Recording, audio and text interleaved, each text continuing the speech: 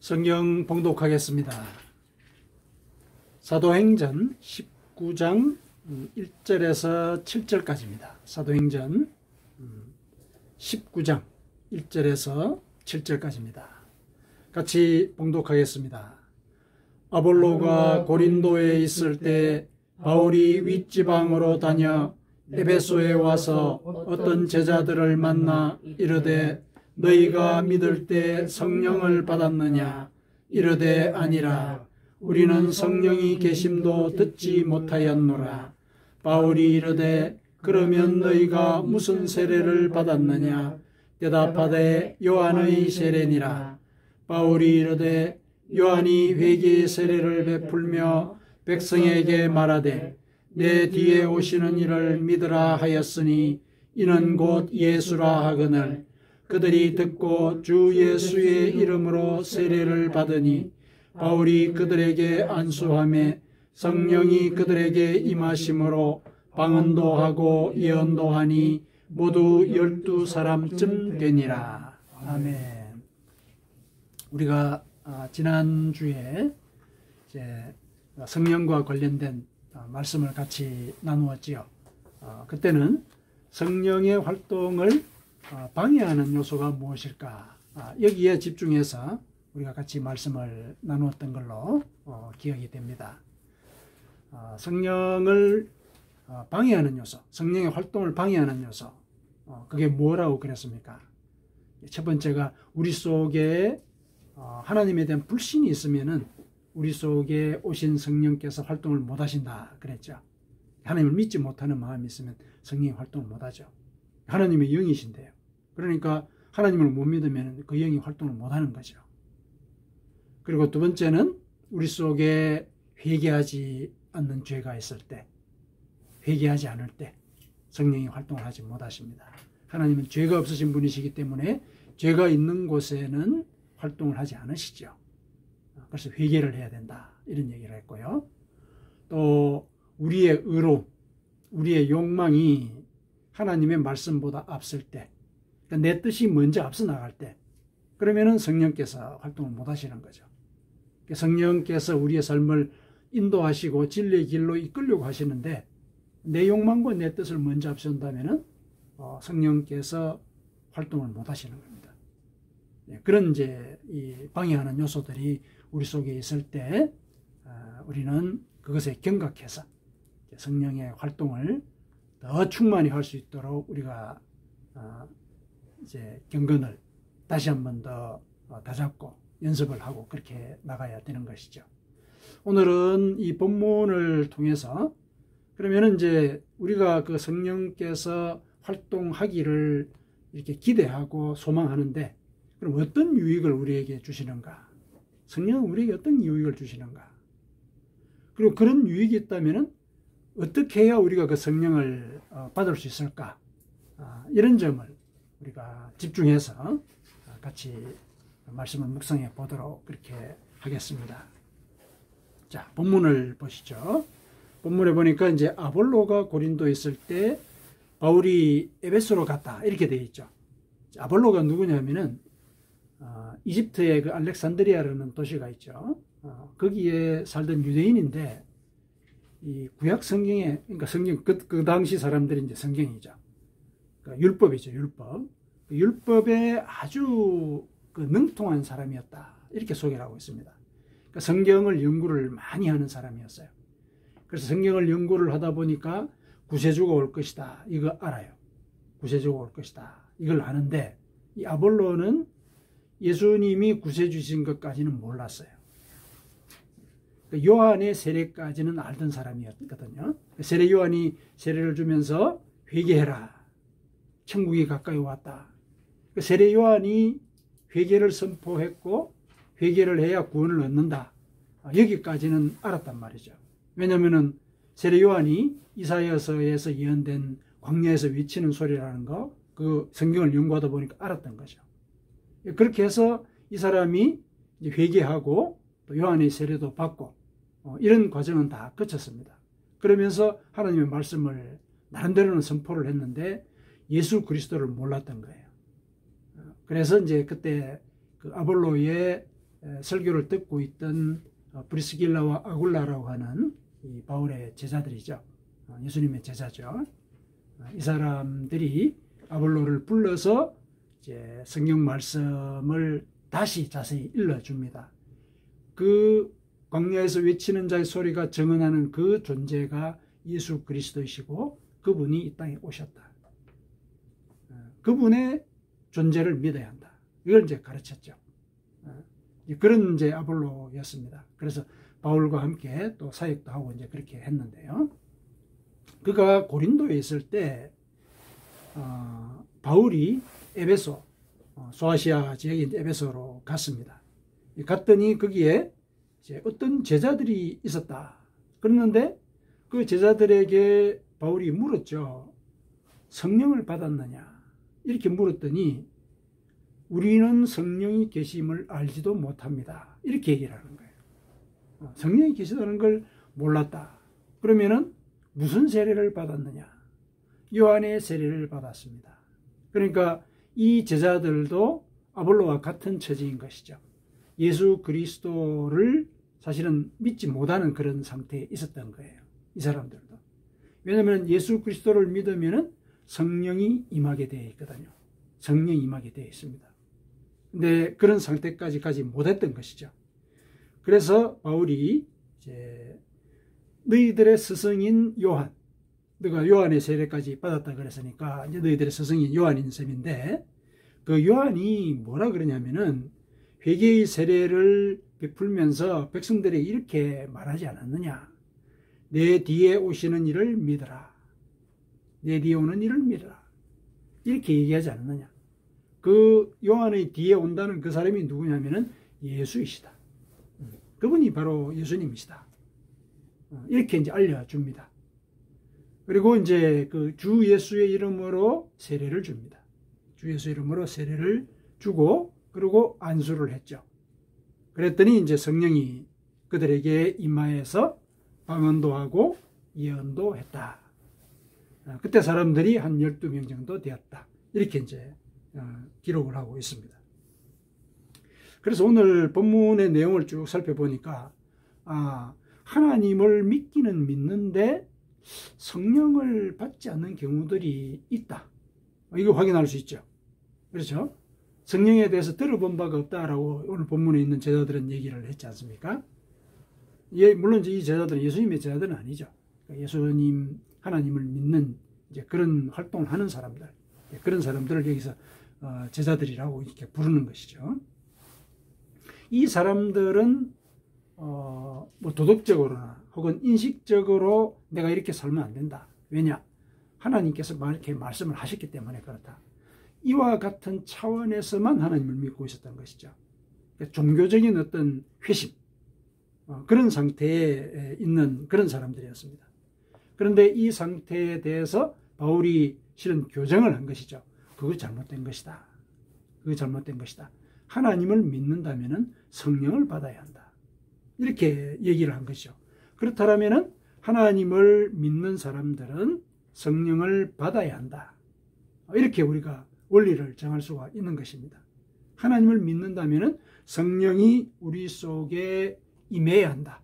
그게 믿음의 원리라는 얘기죠.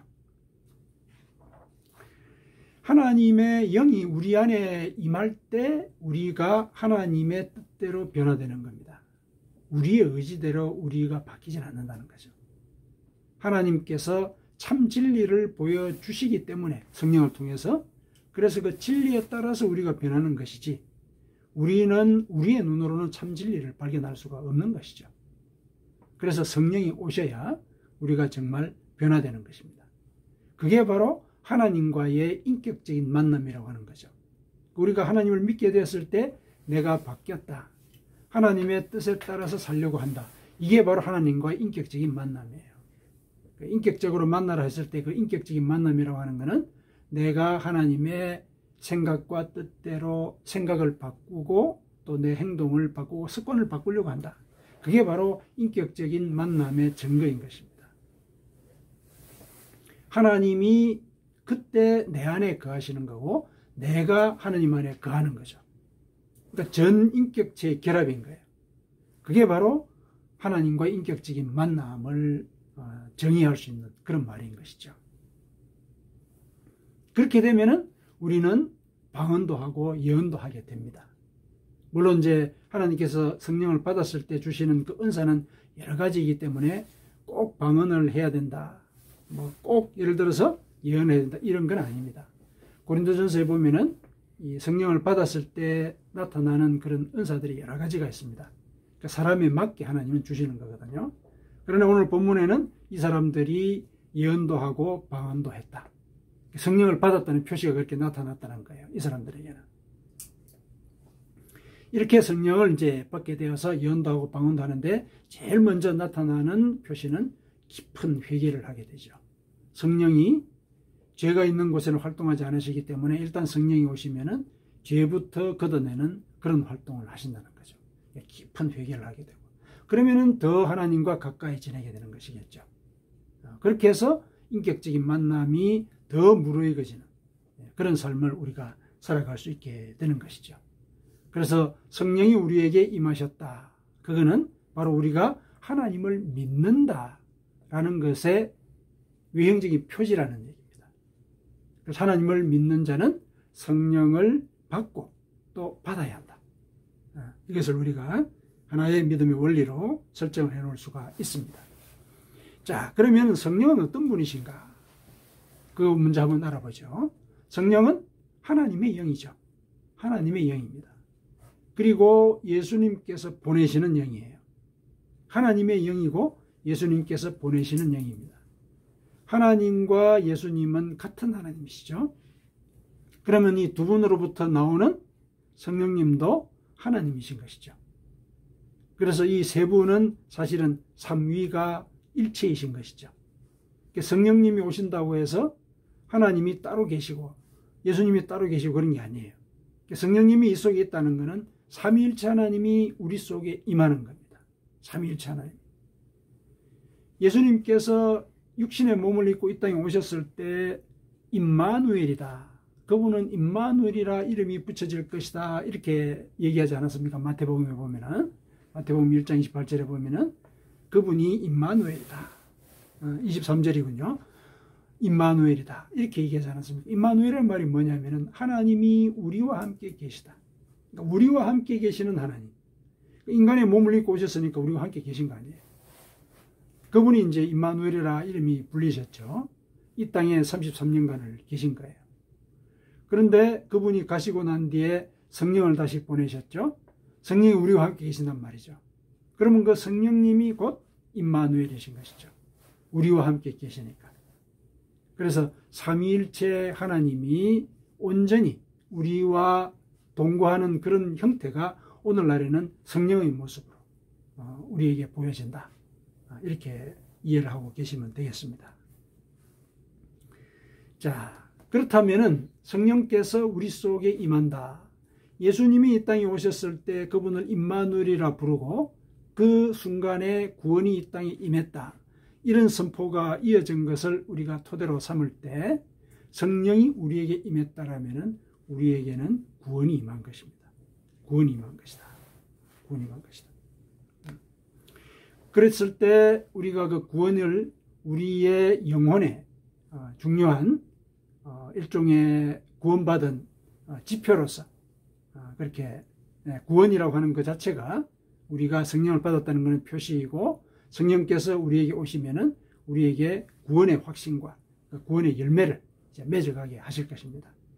예수님께서 성령을 너희에게 주겠다라고 얘기를 하셨을 때 뭐라고 얘기하셨느냐 하면은 내가 가는 것이 너희들에게 유익이다. 그래야 하나님이 너희에게 성령을 보낼 것이다. 이렇게 얘기를 했죠. 요한복음 16장 7절에 보면은 내가 가는 것이 너희들에게 유익하다. 그러면은 성령은 너희들에게 유익을 끼치는 존재다. 이런 얘기를 하시는 것이죠. 그렇죠. 그러면 그 유익이 뭐냐? 그 유익이 궁극적으로는 구원인 것이죠. 너희들에게 유익을 끼친다 했을 때 그 유익은 구원인 거죠. 그러면 그 구원이 구체적으로 어떤 형식으로 우리에게 구현이 되느냐? 그거는 이제 알아볼 필요가 있죠. 단순히 구원이다 그랬을 때 좀 모호할 수 있지 않습니까? 그럼 그 예수님께서 우리에게 성령을 통해서 주고자 하신 구원의 유익, 구체적으로 그게 뭐냐? 그게 이제 결국은 성령께서 우리에게 주시는 유익인데, 그게 뭐냐? 그게 첫 번째는 우리의 영혼이 거듭나게 하시는 것. 이게 구원의 첫 번째 표지죠. 우리의 영혼이 거듭나는 것. 회개하는 것이잖아요. 회개해서 과거의 죄의 습관을 벗어버리는 것. 이게 구원의 첫 길이잖아요.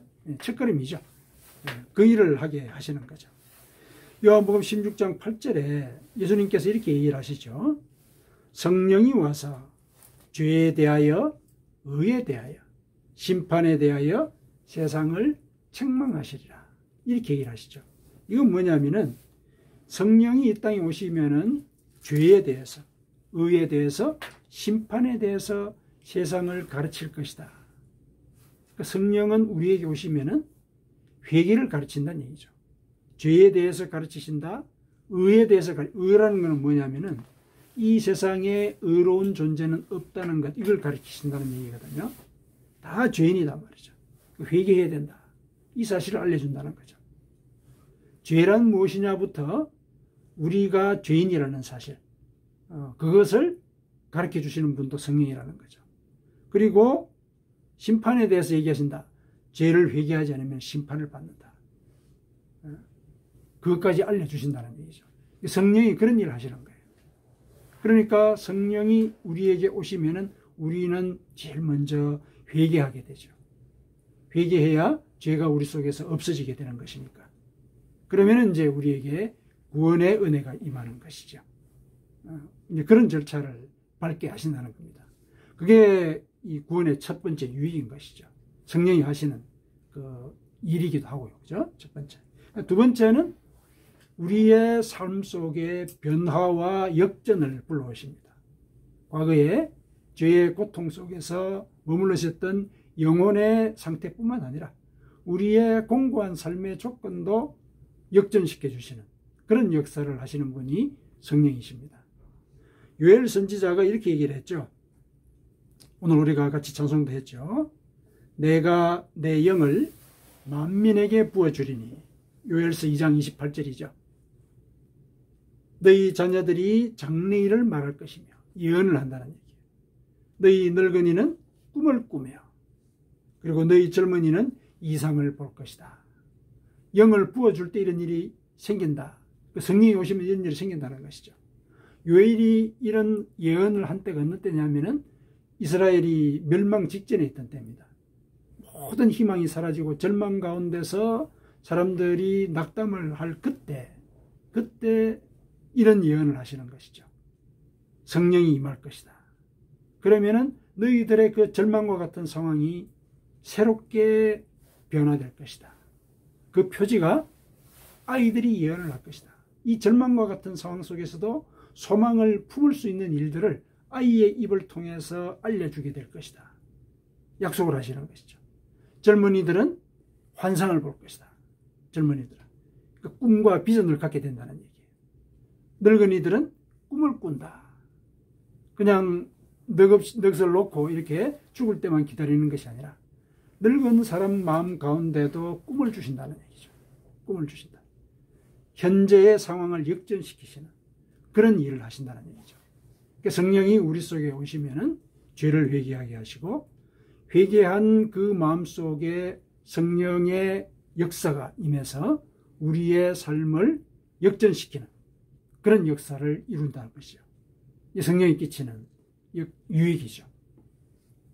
그 다음에 세 번째는 또 어떤 유익을 끼치시냐 하면은 영적인 권능을 우리에게 주십니다. 영적인 권능. 그 성령이 임하면은 본문에서도 얘기했듯이 예언도 하고 방언도 합니다. 고린도전서 12장 8절에서 10절을 보면은 어떤 은사들이 임하느냐. 성령이 임했을 때 구체적으로 나와 있죠. 어떤 사람에게는 성령으로 말미암아 지혜의 말씀을, 어떤 사람은 성령을 받으면 이렇게 지혜가 막 생기는 거예요. 어떤 일에 대해 통찰력이 생기고, 그죠? 또 어떤 사람에게는 성령을 따라서 지식의 말씀을, 어떤 사람은 뭘 잘 이렇게 안단 말이죠. 공부를 잘 한단 말이죠. 그런 경우들도 있고, 또 어떤 사람은 믿음이 강해지는 그런 은사를 받고, 또 어떤 사람은 병을 고치는 이런 은사를 받기도 해요. 또 어떤 사람은 기적을 막 행해요. 또 어떤 사람은 예언도 하고 또 분별도 하고 또 어떤 사람은 방언도 하고 또 방언을 통역해주는 이런 은사도 받는다. 이제 개수로는 이제 9가지의 은사가 나와 있는데 이보다도 많이 있을 수 있죠. 왜냐하면 각 사람에게 맞는 은사를 주신다 그랬기 때문에 크게 얘기해서는 이러한 은사들이 있다는 얘기죠. 이거는 영적인 권능이죠. 영적인 권능입니다. 그런데 이 영적인 권능을 주시는 이유는 뭐냐면은 다른 사람에게 유익을 끼치고자 성령께서 이 은사를 주신다 그랬어요. 이 은사를 주셨을 때 자기를 막 이렇게 드러내고 자기 영광을 구하라고 이런 은사를 준 게 아니라는 얘기죠. 그러니까 예를 들면 병 고치는 은사를 내가 받았다. 그럼 이거는 다른 사람을 고쳐주고 고쳐줬을 때 이건 하나님이 하신 것이다. 이렇게 얘기를 하고 대가를 요구하지 말라는 얘기죠. 대가를. 왜냐하면 하나님께서 거저 주신 것이니까. 예를 들면 그렇다는 거예요. 예를 들면 누군가가 내가 알고 있는 예를 들어서 뭔가 지식을 정말 필요로 한다. 알려주라는 얘기죠. 내가 거저 얻었으니까. 이런 거죠. 그런 걸 이제 의도하고 성령이 임했다는 얘기죠. 그런데 그런 그 성령의 의도와는 달리 내가 그 권능을 나의 유익을 위해서 사용하게 되면 성령은 떠나십니다. 왜냐하면 그 원래 목적대로 그 성령의 권능을 사용하지 않았기 때문에 그 권능이 떠나버리게 되는 것이죠. 그런 상황이 이제 벌어지게 되는 것이거든요. 그러니까 다른 사람에게 유익을 끼친다. 결국은 다른 사람에게 끼치는 그 유익은 그 사람들을 구원의 길로 인도하는 것. 그게 궁극적인 목적이잖아요. 이제 복음을 전하는 이런 일들을 할 수 있게 한다는 것이죠. 이게 성령의 유익입니다. 이 이외에 이제 구체적인 사항들이 여러 가지가 있을 수 있지만은 크게는 성령이 우리에게 임하면은 그런 세 가지의 유익이 우리 삶 속에 이루어지죠. 우리를 거듭나게 하십니다. 회개해서 거듭나게 하세요. 그리고 우리의 삶과 영혼의 상태를 역전시켜서 하나님이 원하시는 일들을 할 수 있는 토대를 갖추게 한다는 얘기죠. 그리고 세 번째는 영적인 권능을 주신다. 그래서 말씀을 전하게 하는 이런 일을 하게 한다는 것이죠. 이런 유익을 우리에게 끼칩니다. 자, 이런 유익이 우리에게 있다면은 그런 성령 나도 받고 싶다. 당연히 이제 그런 마음을 갖게 하죠. 이제 문제는 어떻게 하면 그런 성령이 우리에게 임하게 될까? 그걸 우리가 이제 알아봐야 되겠습니다. 자, 성령이 이제 유익을 끼치게 된다라는 그런 얘기를 쭉 하면서 거기서도 회개하게 한다라는 이제 그런 얘기를 했는데 성령이 임하시려면 제일 먼저 해야 되는 일이 회개입니다. 성령을 우리 속에 받고자 한다면은 제일 먼저 해야 될 일이 회개라는 얘기죠. 회개를 해야 된다. 사도행전 2장 38절에 베드로의 고백이 나오죠. 베드로는 사실 예수님을 부인하고 물론 이제 회개를 통해서 그 용서를 받긴 했지만은 사람들 앞에 나서서 말씀을 전파하기 아직 준비가 안 된 사람이었거든요. 근데 성령이 임했어요. 성령이 임했습니다. 그래서 하루에 설교를 했더니 3,000명이 회개를 하고 돌아오는 그런 역사를 이룬 사람이거든요. 그가 회개하고자 하는 사람들이 와서 물었을 때 이렇게 얘기를 하죠. 사도행 2장 38절에 너희가 회개하여 각각 예수 그리스도의 이름으로 세례를 받고 죄 사함을 받으라. 그리하면 성령의 선물을 받으리니 이렇게 얘기를 합니다. 먼저 회개해라. 그렇죠? 회개해라. 회개하는 자는 예수 그리스도 이름으로 세례를 받는 것이다. 이 성령 세례가 그런 것이죠. 세례를 받고 그래서 죄 사함을 받아야 한다. 그러면 성령의 선물을 받을 것이다. 죄에 대해서 하나님 앞에 먼저 내가 죄인인 것을 고백하는 것. 이것이 제일 첫걸음이다. 성령을 받을 수 있는 첫걸음이다. 용서를 받은 그곳에 죄가 없으신 하나님이 임하는 것이죠. 회개해야 된다. 내 삶의 지난 시간들을 돌아보면서 하나님 앞에 회개하는 것. 그리고 내가 정말 죄인이라는 것, 죄의 본성을 타고났다는 것, 그것도 묵상을 하면서 이 본성 자체에 대해서 깊은 인식을 가져야 되는 것이죠. 그렇게 해야 성령이 임하십니다. 그 다음에 두 번째, 베드로가 얘기를 했듯이 성령은 선물로 주어지는 겁니다. 성령은 선물로 주어지죠. 하나님이 무슨 대가를 바라고 성령을 주는 거 아니에요. 내가 성령을 줬으니 회개해야 된다, 이게 아니에요. 반대급부가 있는 게 아니죠. 성령은 선물로 주어지는 것이죠. 요엘 선지자도 그랬죠. 내가 내 영을 너에게 부어줄 것이다. 먼저 부어줄 것이다 얘기를 했어요. 부어줄 것이다.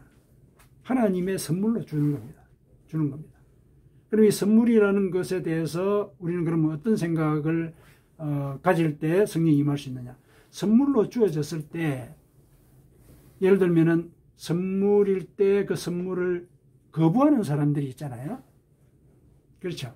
선물을 줘도 선물을 거부하는 사람이 있어요. 그러면 그 사람에게는 선물을 줄 수가 없죠. 그런 것이죠. 성령을 선물로 주겠다는 얘기는 뭐냐면은 성령이 너희에게 임한다. 성령이 너희의 마음의 문을 두드린다. 이건 계시록에 나오죠. 마음의 문을 두드린단 말이죠. 그랬을 때 성령을 받아들여야 한다. 이 얘기입니다. 받아들여야 한다.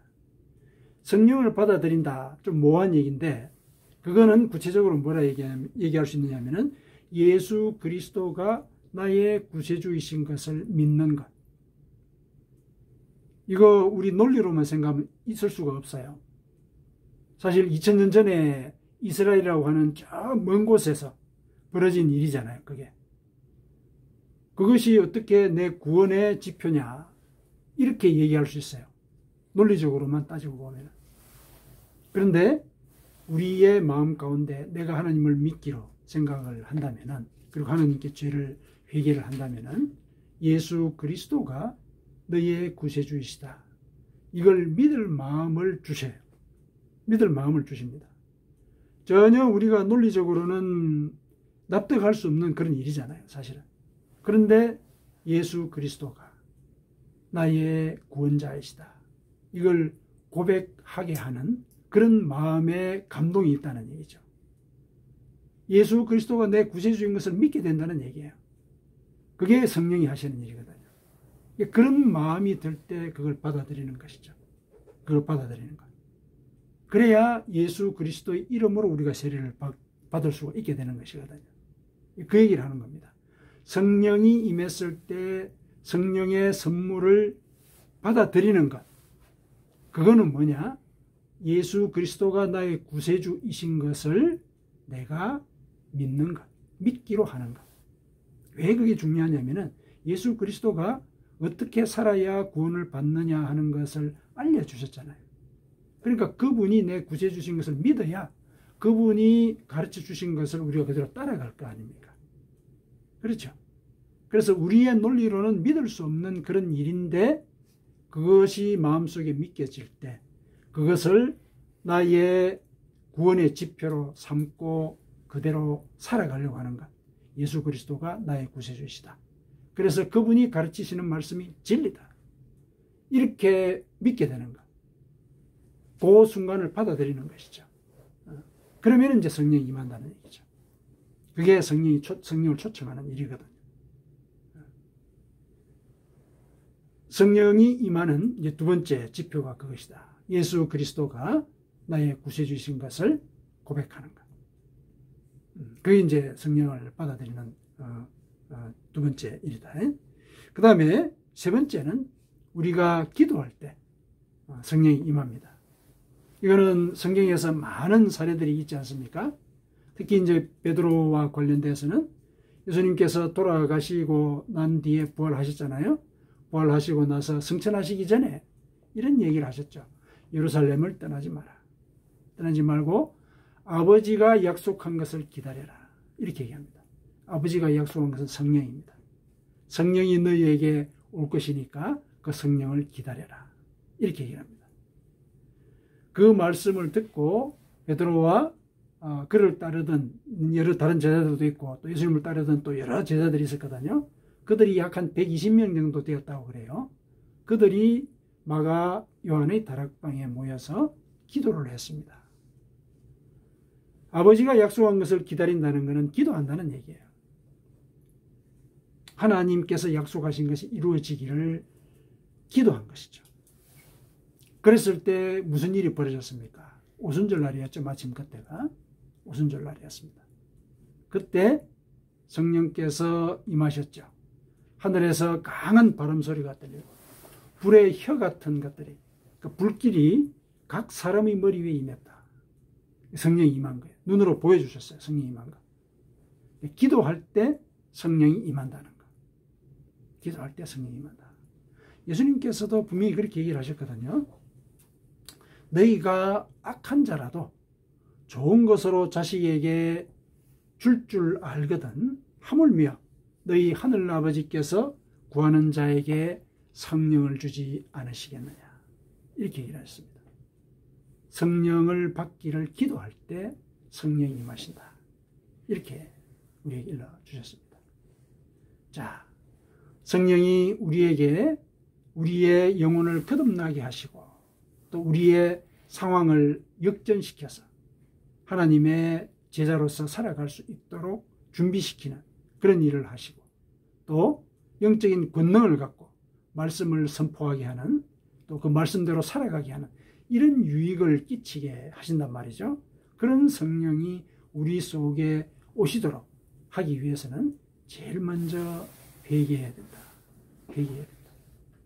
그리고 예수 그리스도가 나의 구세주라는 사실을 고백해야 된다. 내 영혼이 고백해야 되는 겁니다. 내 영혼이. 그리고 성령이 오시기를 기도해라. 기도해라. 그러면은 성령이 임하셔서 그와 같은 유익을 우리에게 끼쳐주실 것이다. 오늘 본문은 이제 그렇게 우리에게 일러주고 있습니다. 사랑하는 성도 여러분, 성령을 받기를 기도하십시다. 성령이 오시기를 간구하면서 회개하십시다. 그렇게 해서 성령이 우리 속에 임하시면은 우리는 육신에 거하는 것이 아니라 영에 거하는 존재가 된다. 이렇게 약속을 하죠. 그래서 영이 거하는 존재가 되면은 우리는 항상 영의 일을 생각하게 되고 하나님의 영으로 인도함을 받는 사람은 곧 하나님의 아들이 된다. 하나님의 자녀가 된다. 이게 하나님의 약속입니다. 로마서 8장 14절에. 하나님의 영으로 인도함을 받는 사람은 곧 하나님의 아들이라. 이렇게 얘기를 합니다. 우리는 하나님의 아들이고 또 그 아들로서 살아갈 수 있는 자격과 또 이후로도 아들로서 자녀로서 살아갈 수 있도록 그런 권세를 받은 자입니다. 이 권세를 우리는 풍성히 받아 누려야 하겠습니다. 사랑하는 성도 여러분, 성령이 여러분의 삶 속에 임해서 그분과 동행하는 그런 삶을 살아가는 가운데 그분이 맺게 하시는 성령의 열매 풍성히 맺으시기를 축원합니다. 아멘.